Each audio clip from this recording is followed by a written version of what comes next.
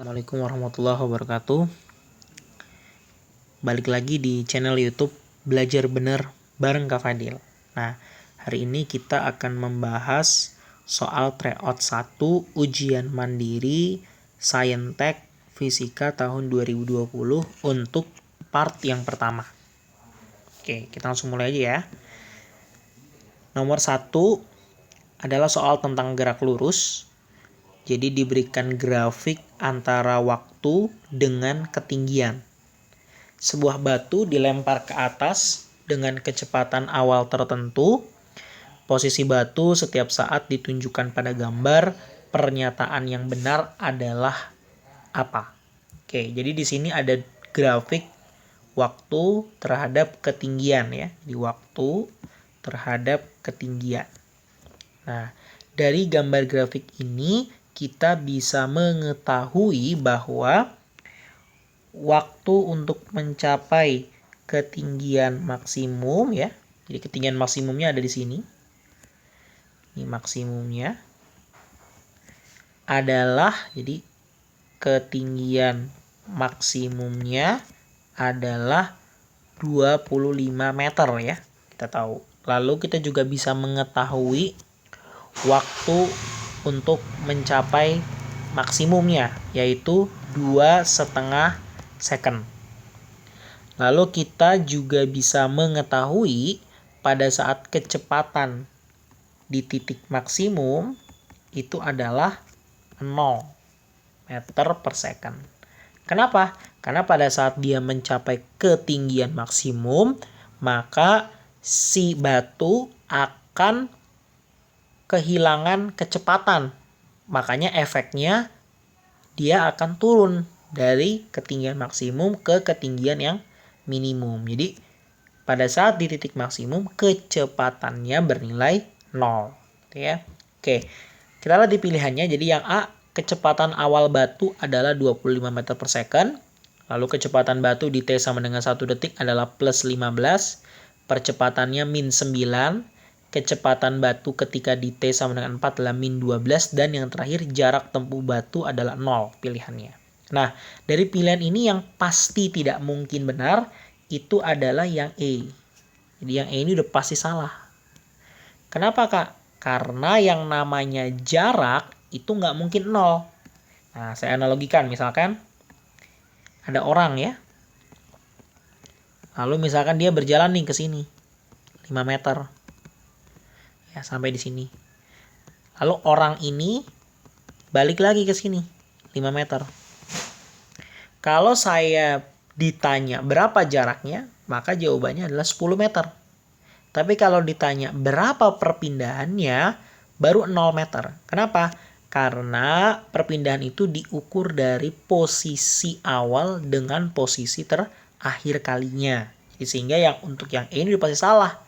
Karena batunya bergerak kan, otomatis pasti ada jarak gitu ya. Jadi yang E udah pasti salah. Lalu kita akan uji pilihan A sampai pilihan D. Oke.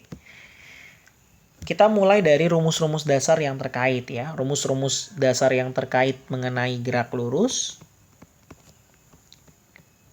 Ya, itu ada 4 rumus ya. Yang pertama adalah VT sama dengan V0 plus minus AT. Lalu yang kedua, S sama dengan V0T plus minus setengah AT kuadrat. Lalu yang ketiga, VT kuadrat sama dengan V0 kuadrat plus minus 2AS. Dan yang terakhir, S sama dengan VT plus V0 bagi 2 dikali T. Oke, jadi ada rumus, ada 4 ya untuk mengenai gerak lurus. Nah, sekarang dari variabel-variabel ini kita sudah mengetahui apa? Yang pertama, kita sudah mengetahui kecepatan akhir.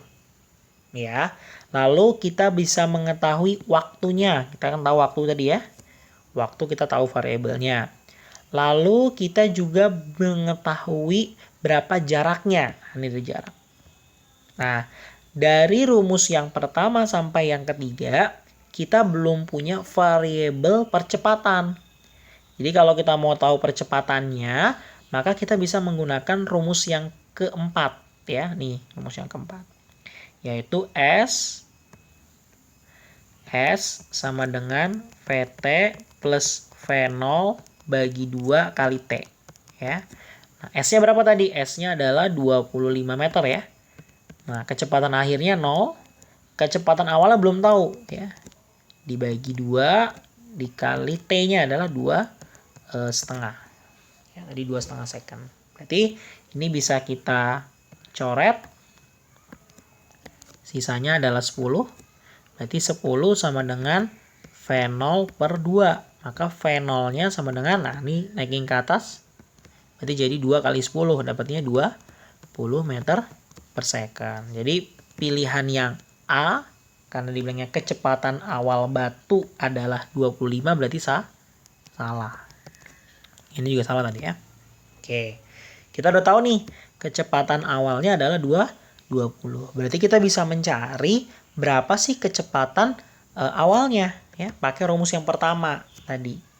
Jadi rumus yang pertama tadi VT sama dengan V0, nah plus minus kan. Nah, ini tergantung bendanya sedang dipercepat atau diperlambat.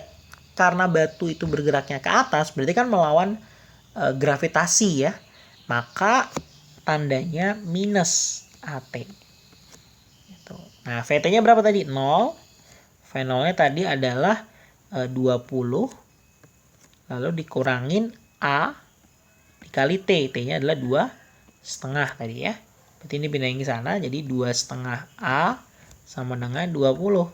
Sehingga kita dapat nilai A-nya. Yaitu sama dengan 20 bagi 2,5. Yaitu 8 meter per second kuadrat. Jadi kita bisa tahu nih bahwa bolanya ini ternyata memiliki gravitasinya 8. Jadi tidak seperti gravitasi bumi ya. Jadi hati-hati di menjawab soal yang nomor 1 ini.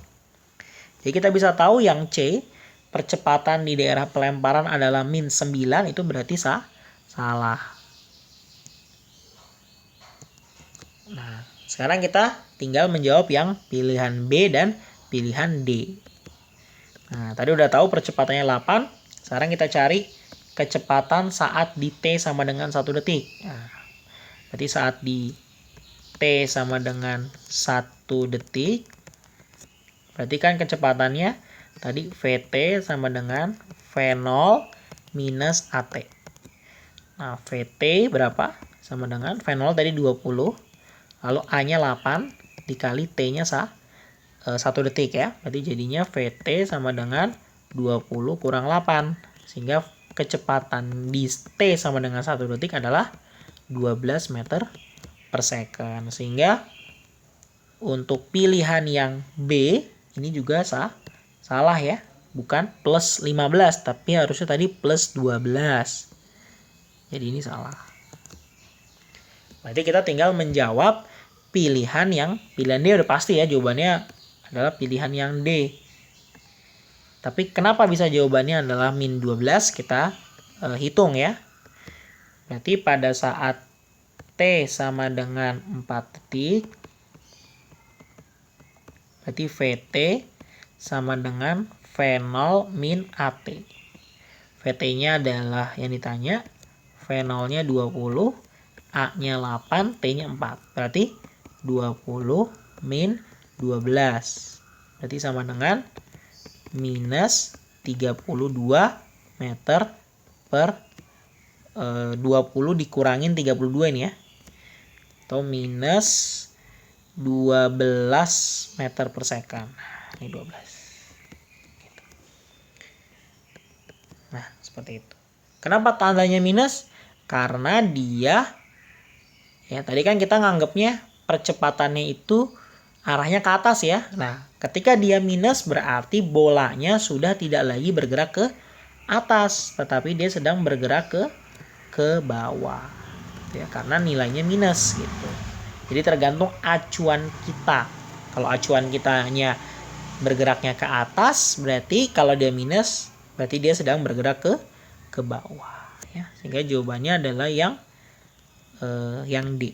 Ya, kecepatan batu ketika di T sama dengan 4 detik adalah minus 12 meter per second. Oke. Paham ya? Kita lanjut nomor 2. Jadi nomor 2 ini adalah mengenai gerak dan gaya.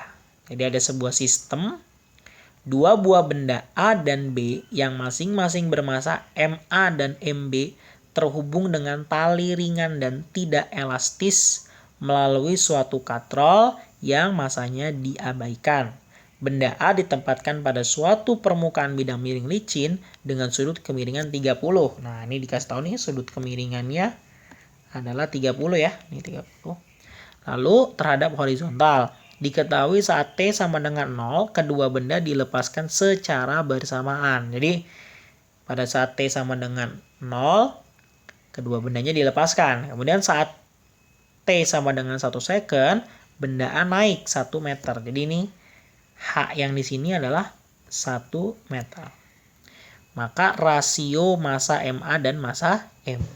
Nah, jadi di soal ini kita bisa mengetahui bahwa bendanya bergerak. Ya, berarti kalau bendanya bergerak, jadi jalan berpikirnya gini ya.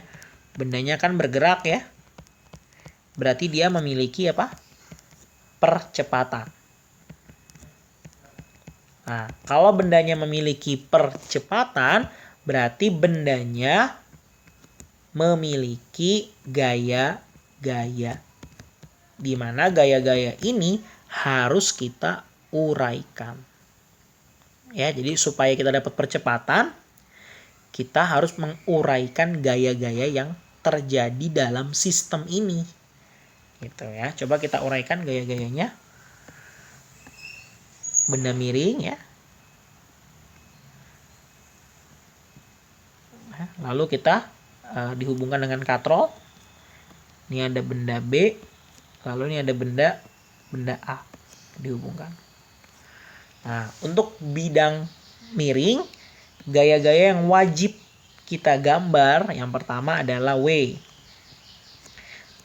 sini ya berarti ya. Lalu ada yang begini dan ada yang ke sini. Ya, tandanya selalu seperti ini ya. Yang ini adalah WA cos theta. Yang ini adalah WA sin theta. Lalu ada juga gaya normal ya di sini. Tegak lurus. Jadi ini ada 4 gaya yang wajib ada di dalam bidang miring. Kalau ada benda di bidang miring, nah kayak gini arah-arahnya. Lalu bendanya mengatung yang B, berarti ada WB di sini ya. Ada gaya berat di B. Oke, seperti ini sistemnya. Nah, kalau kita amati sistemnya itu kan bergeraknya seperti ini ya. Nah, gitu ya. Bendanya sistemnya seperti itu. Jadi di sini gaya-gaya yang terlibat itu hanya ada WB dan WA sin theta. Ya, jadi yang WA cos theta, WA dan gaya normal itu nggak ada di dalam jalur sistem. Sehingga kalau kita mau menguraikan percepatannya, percepatan itu kan rumusnya adalah gaya ya sigma F dibagi sigma M. Maka percepatannya itu hanya ada WB dan WA sin theta. Tandanya karena sistemnya itu bergerak ke bawah. Kok tahu Kak? Ya karena sistemnya kan tadi digambar nih. Nah, kan naik dia, berarti sistemnya bergeraknya ke sini nih. Gitu. Kita tahu. Berarti yang searah dengan arah sistem positif ya, yaitu WB positif.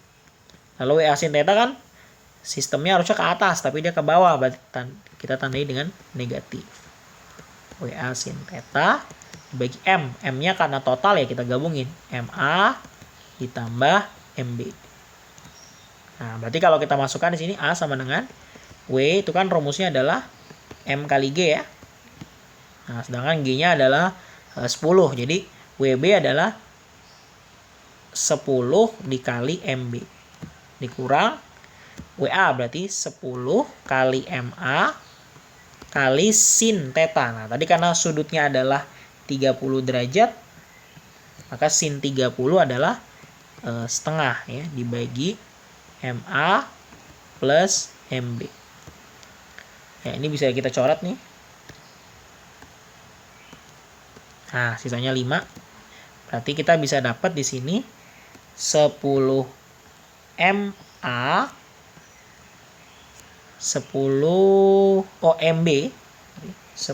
MB min 5 MA dibagi MA plus MB. Nah, ini percepatannya. Nah, di satu sisi kita bisa mengetahui bahwa si bendanya kan bergerak 1 meter ya ketinggiannya. Berarti kalau saya gambar nih, sistemnya begini. Ini A di sini. Lalu dia sampai sini misalkan. Nah, ketinggiannya itu 1 meter. Kan bendanya itu bergeraknya miring ya. Jadi untuk jarak bendanya itu yang ini. Bukan yang ini. Jadi kita harus nyari yang S-nya ini nih. Dengan cara apa? Hubungan sudut ya. Jadi kan di sini tadi kita tahu ya, sini 30. Jadi kita bisa mengetahui pakai rumus sin. Sin 30 itu kan sama dengan depan per miring ya. Depannya H, miringnya si S. Nah, berarti 1 meter H-nya dibagi S. Nah, sin 30 itu setengah, berarti 1 per S. Maka S-nya sama dengan 2 meter. Ini tahu S-nya 2 meter. Nah, karena kita tahu S-nya adalah 2 meter dan dia dilepaskan dari keadaan diam.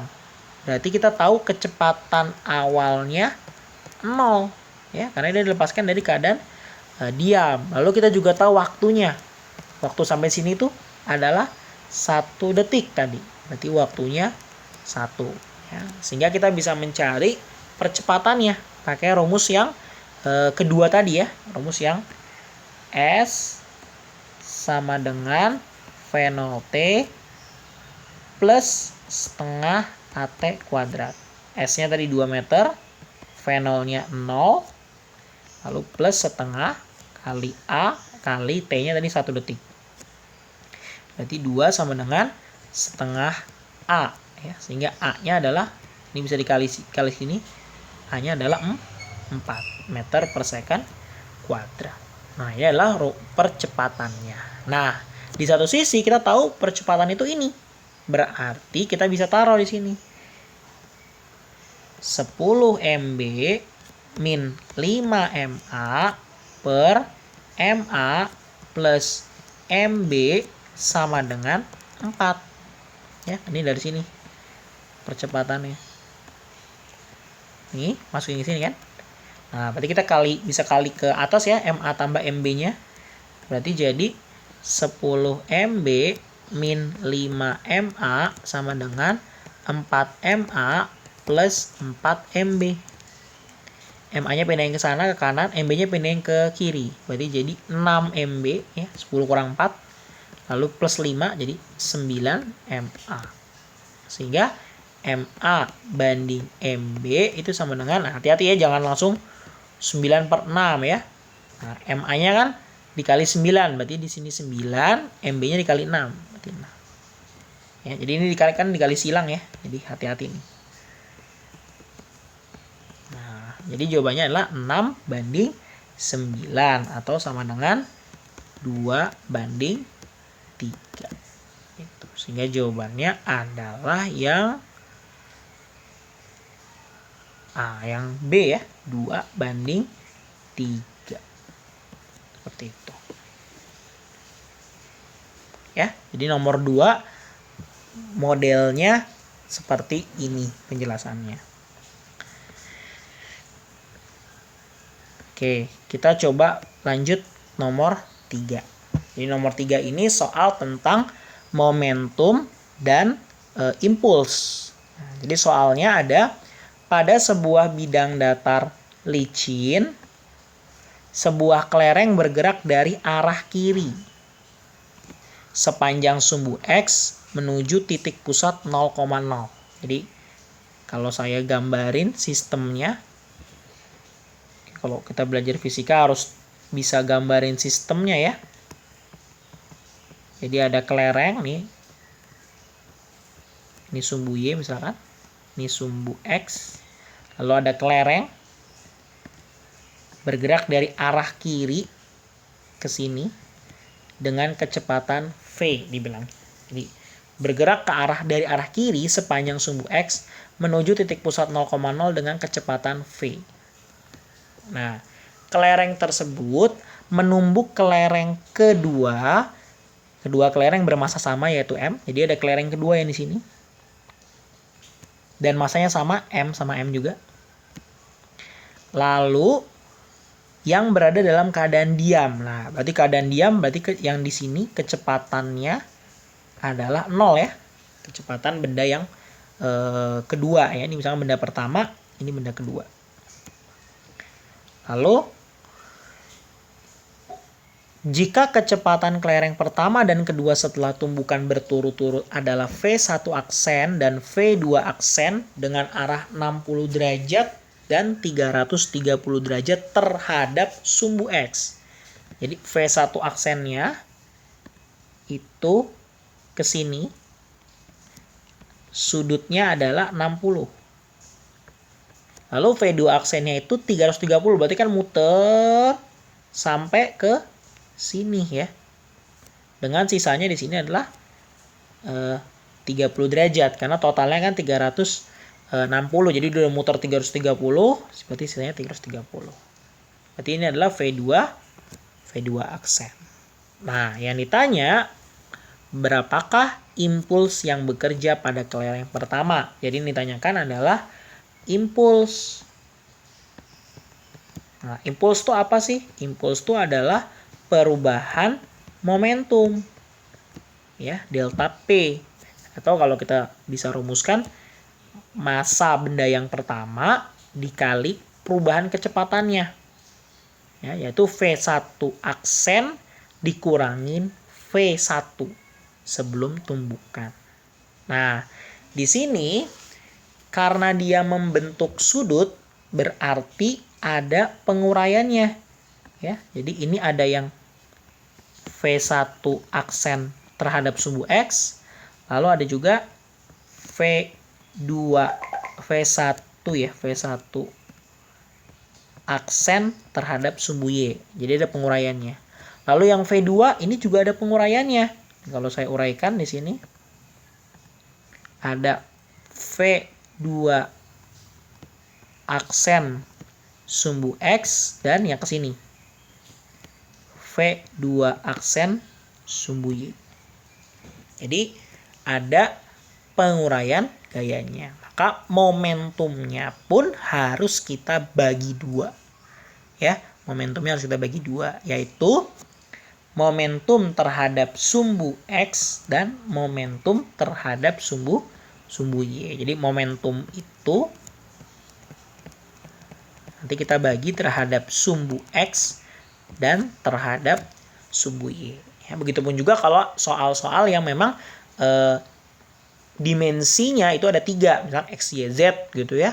Contoh soalnya misalkan ada di SIMAK UI 2016 ya. Lalu ini kan soal asli ya, SBMPTN 2017.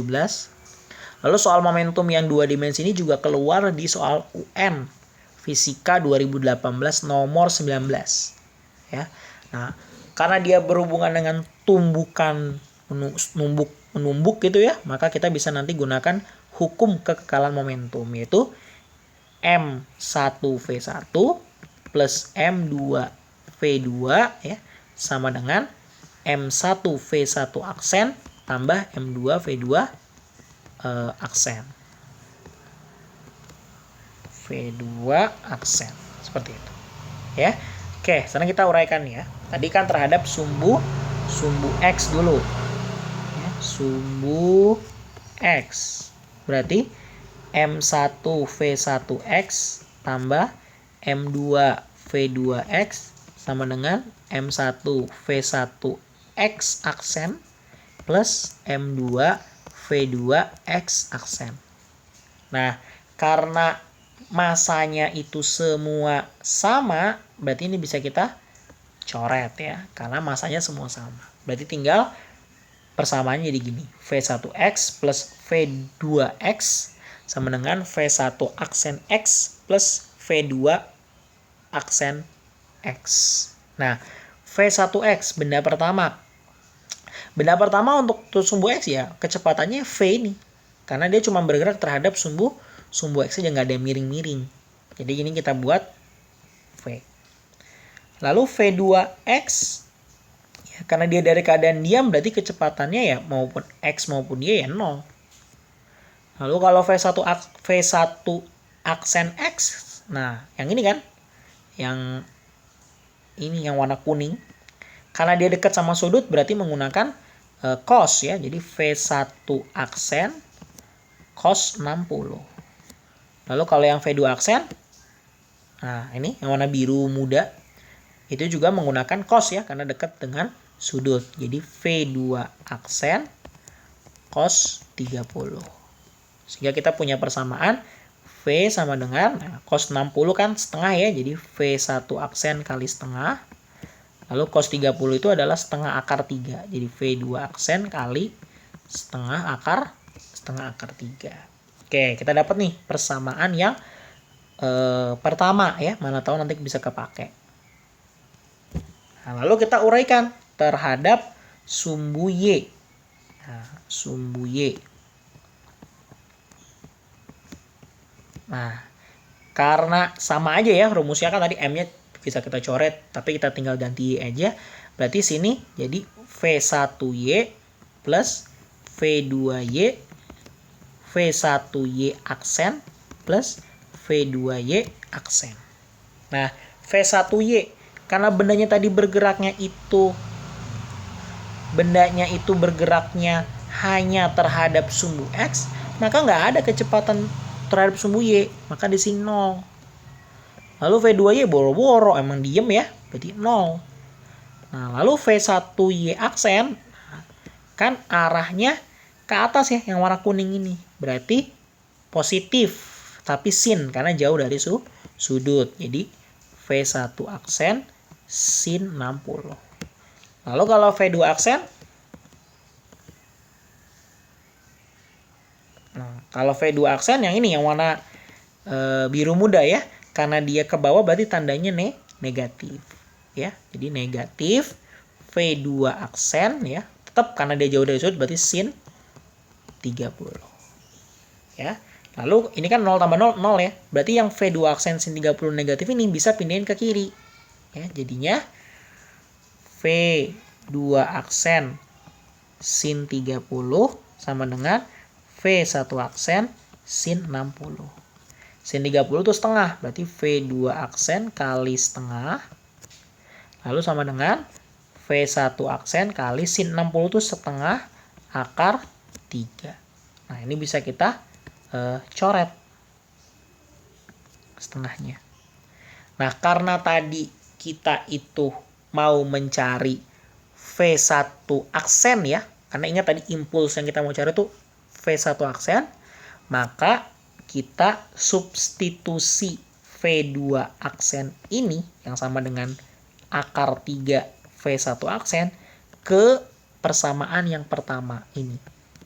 Ya, tadi rumusnya kan V sama dengan V1 aksen kali setengah, berarti setengah V1 aksen ditambah, nah ini setengah akar 3 V2 aksen. Jadi setengah akar 3. Nah, V2 aksen ini diganti dengan akar 3 V1 aksen ya. Diganti nih, substitusi.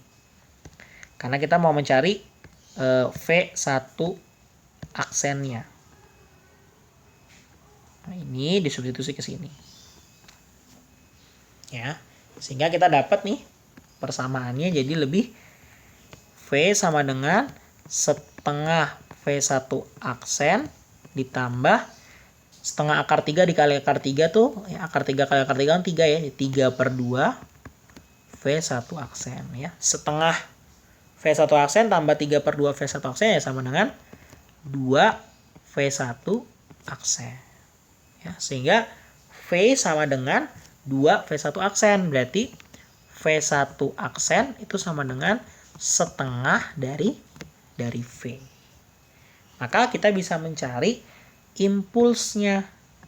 Ya, tadi kan impuls itu adalah M kali delta V.